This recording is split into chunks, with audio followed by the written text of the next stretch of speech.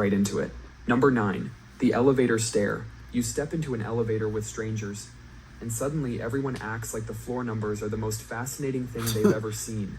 Eyes go up. No, for real. Every time you get into an elevator with somebody, it's kind of awkward. But at the same time, if I'm in the elevator with somebody, I'll usually just say, like, hi to them. But, yeah, I'm mainly staring at the numbers, or I'm looking up at the numbers to see how long it's going to take for me to get to the floor. Down, anywhere but at each other. An invisible force makes us all stare at anything except each other. We're running the same ancient software from our monkey ancestors. Scientists found that rhesus macaques do the exact same thing when stuck in tight spaces. Staring at someone in a confined space could mean you're looking for a fight. Ancestors who learned to look away got into fewer fights and survived longer. Now we're stuck with this programming. We all pick our own little safe zones in the elevator. The person in front stares at the floor numbers like they hold the secrets of the universe. The guy in the corner suddenly finds his shoelaces absolutely fascinating. The lady next to you studies the elevator inspection certificate like it's tomorrow's exam material. See, I'm usually the guy in the corner, and I will look at my shoe. Like I said, I'll either look at the numbers or I'll think, like, what if it just breaks down right now? Like, what are we going to do? That's usually what I'd be thinking about. There you are, neck craned up, counting the dots on the ceiling tiles. It's our brain's way of saying, I come in peace without speaking. Number 8, the sidewalk shuffle. You're walking down a busy street, suddenly face to face with someone coming the other way. Then comes the weird dance. You step to the right to avoid them, but they do the same thing. You step left, they mirror you again. But it doesn't, see, that part doesn't make sense. If you're doing that, you're purposely getting in my way. If I'm walking on the sidewalk, right side is for people going straight, left side is for people going down. And if you're, your right is for you to walk down. My left is your left is for me to walk up. Like, it's just that simple. I feel like everybody should know that. But if you're like me, I'm like a car. Like, I like to zoom, zoom, zoom, get through people. It doesn't matter. I go in the other lane, go back in my lane. Sometimes even split the middle. Both stuck in this awkward shuffle. So I feel like if you're shuffling with me, you want to get in my way. Scientists studied this dance. Your brain or you plays want a high-stakes to talk to game me with the stranger's brain. Mirror neurons fire, trying to copy their movements to avoid a collision. But their brain is doing the exact same thing. Two brains trying to outsmart each other, both working on a delay. It's like online gaming lag, but on the sidewalk. The more you try to think about it, the worse it gets. Or you just need to just assert dominance and show them, like, I'm going this way. If you move my way, you're getting pummeled. Like, it's just that simple. Start overthinking every move like you're playing 4D chess with a stranger on the sidewalk. Number 7, the door holding calculus. Your brain turns into NASA mission control when someone's walking behind you towards a door. In just a split second, you're doing complex math. Your brain calculates their speed, distance, and trajectory, like it's plotting a missile launch. No, that is very true. That really just happened today. Like, I was going to the UPS store, opened up the door, and then I see, like, there was another girl that was about to come in. And I was like, should I hold it open for her, or should I just keep on going? But she was a little too far, so I just kept going. But I hate when I go to my job, I'll pull up. Mind you, it's maybe like a good distance between, where we park our cars to the door that we need to go into.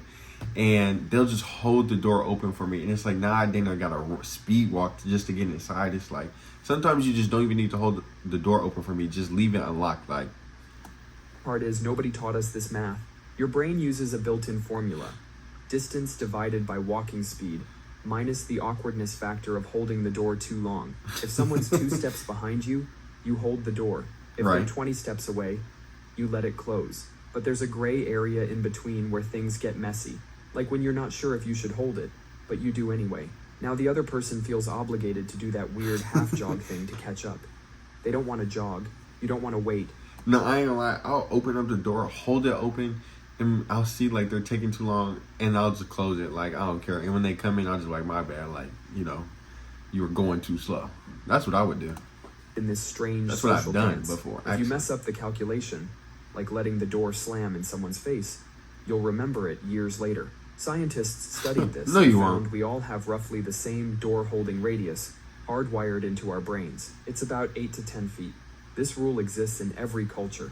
It doesn't matter if you're in Tokyo or Texas, everyone's doing the door calculus. Number 6, the after you vortex. You're walking up to a door and someone else arrives at the exact same moment from the other side.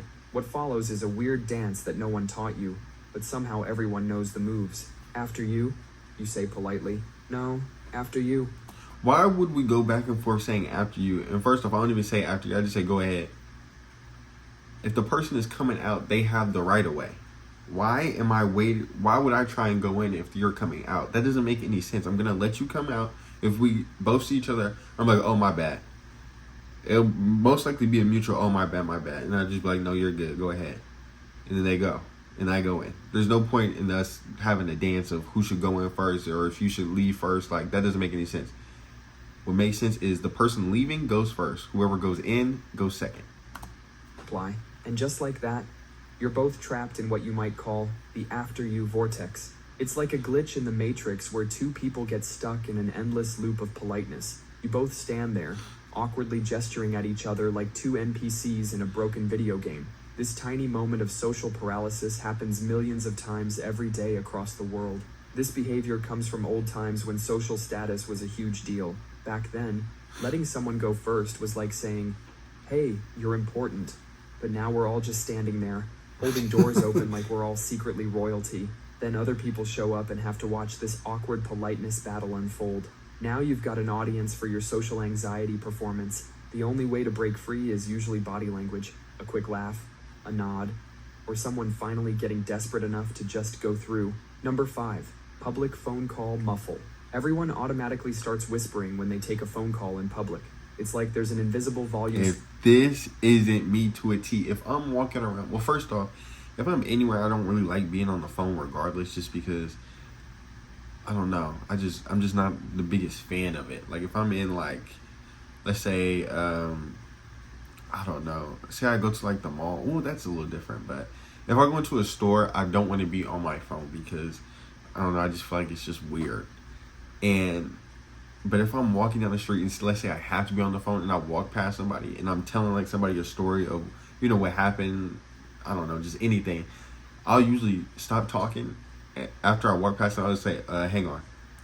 And I'll walk past them and then I'll continue to talk because, and I just seen a TikTok about this, but me personally, I don't feel like you should know what I'm talking about because what I say is something so important about my life. Why are you trying to listen? I feel like you're going to try and listen. And people are like, oh, you know, they don't really care. But at the end of the day, people really do be like ear hustling. And I don't want you ear hustling my conversation. And I remember I was walking one time and, you know, I'm just walking. I'm telling them a whole different story. And then I just switch it to like, yeah, and it finds out they have HIV. And then the people who walk past me, they like laughed. And that's how you guys know. Like, just try it. Believe me, try it.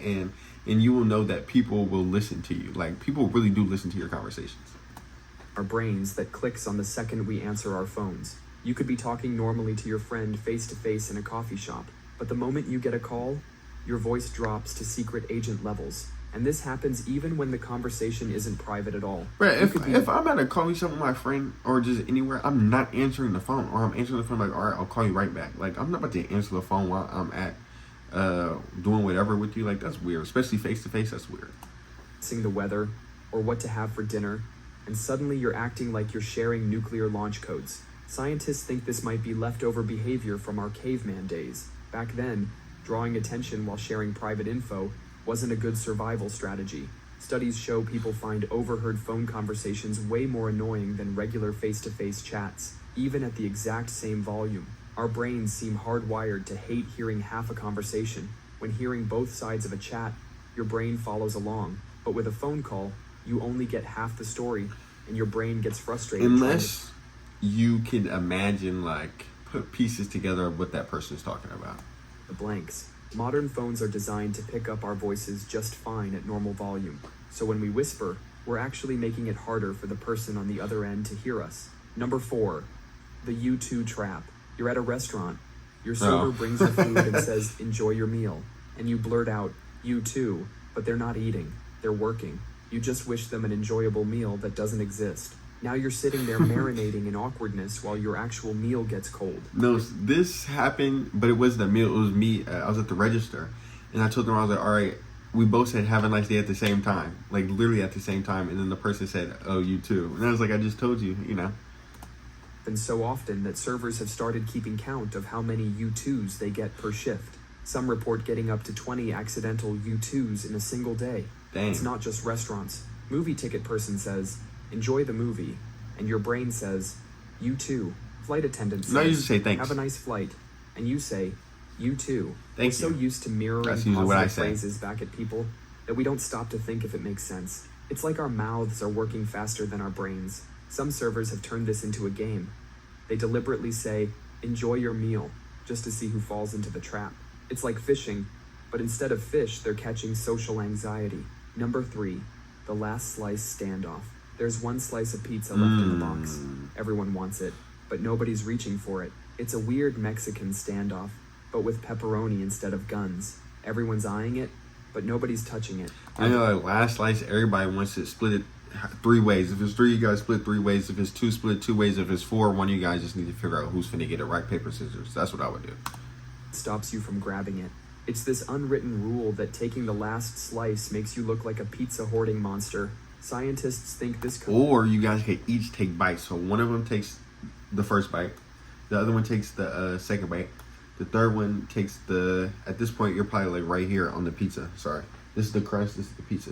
He takes that bite. Then you take this bite of the crust. Then they take this bite of the crust. And then they finish the rest. That's how you solve From that. our caveman days, when being seen as greedy could get you kicked out of the tribe. Thousands of years later, we're still playing this game of no, you take it with a piece of cold pizza. Everyone suddenly becomes a master of fake politeness. Oh no, you take it. No, I insist you have it.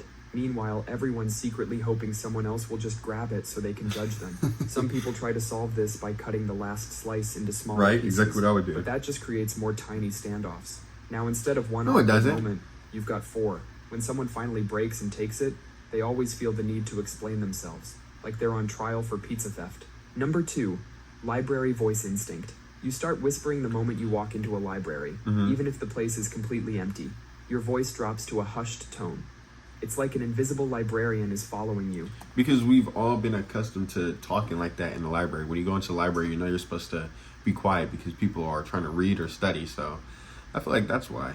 But that's a rule that people have set. Like, that's a set rule. That's not just like a universal rule. That's a set rule. They're pressed to their lips. Nobody actually tells you to be quiet anymore. Most libraries don't even have silence please signs these days. Because they already Your brain know. goes into whisper mode anyway. Scientists call this behavioral setting theory.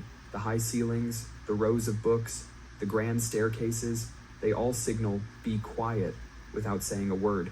This instinct kicks in before you even get inside. There's a story about a woman who started whispering while climbing the library steps. Her kid asked her why she was being so quiet, and she had no answer. This happens even in abandoned libraries. You could be the only person in a massive library building, and you'd still feel weird talking normally. It's like being loud in a library would somehow offend the books themselves. Your brain thinks, better whisper, don't disturb the paper. Number 1, the waiting before eating commandment. You're sitting at a table. Your favorite meal is right in front of you, steam rising from the plate, and you're stuck. Garlic mashed potatoes, ribeye steak, medium with some broccoli. No. Sub the broccoli with spinach and give me sauteed onions and mushrooms on top of the steak. That's what I'd be waiting for. Is doing backflips of excitement, but you don't touch it. You just sit there, staring at your food like it's your ex's Instagram profile, because someone at the table doesn't have their food yet. This weird little rule is something we all follow, but no one really knows why. But I feel like that's just manners. Like, why would I eat in front of you and you haven't eaten yet? So it's like, I feel like that's the rule. Like, it's just manners. Like, that's what you're taught. But I ain't gonna lie, sometimes it is hard because, like, my food is looking good. Your food is taking forever. Like, so I'll just get like a little nibble, but I'm not about to just bust down the whole food in front of you. Like, nah. Like we're all part of some secret food cult, where eating before everyone else is served is punishable by death stares. This rule shows up everywhere. Fancy restaurants, family dinners, even lunch breaks with coworkers. Back This in is medieval rude. times, if the host started eating first, it showed guests the food wasn't poisoned. Nowadays, it's morphed into a social test. Start eating too soon, and you look inconsiderate. Sometimes this rule creates more awkwardness than... I'm about to use that. If I'm really hungry and I'm with a group of people and they haven't got their food yet, I'm just gonna say I'm just making sure it's not poisonous, y'all. Like, I just need a quick bite. That's what I'm gonna start using. Shout out to this YouTube video because they just put me on. Like when someone's food is taking forever and they keep saying, please, start eating, but nobody does. So everyone just sits there, watching their food get cold, trapped in a polite standoff. That's all for today. I hope you guys enjoyed this video. Are these some of the things that you guys knew? Like, are these some of the rules that you guys do today? Or do you just disregard them and just do whatever you want? Because it's your world and we're just living in it.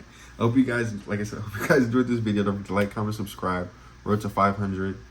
I'll see you guys in the next one. All right, y'all. Peace. Look out for a big banger, son. All right, y'all. Bye.